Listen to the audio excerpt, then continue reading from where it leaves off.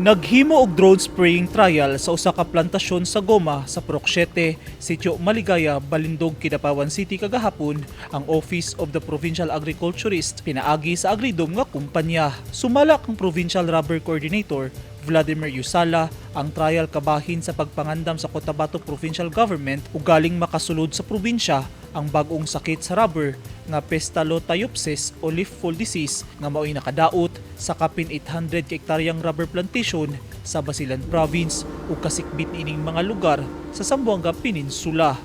Dugang ni Yusala nga plano karon sa probinsyal nga gobyerno nga mopalit og agricultural drone sprayer nga magamit dili lamang sa pagkontrol sa Pestalotiopsis apan makatabang sab kini nga mapugngan ang pagkuyanap sa algal spot sa mga punuan sa prutas, oil palm ug uban pang sakit sa tanom nga posibleng magdala og kadaot sa sektor sa agrikultura pinaagi sa pag-ubos sa produksyon niini.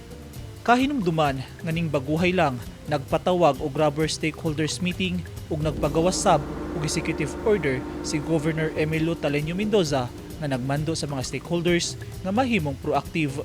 ug pakusgan ang surveillance, detection, monitoring ug information dissemination aron mapugnan ang pagsulod sa klase-klaseng sakit sa mga pananom ug sa mga hayop sa Cotabato Province. Eugene Hinutan, Newsline Philippines. Stay safe.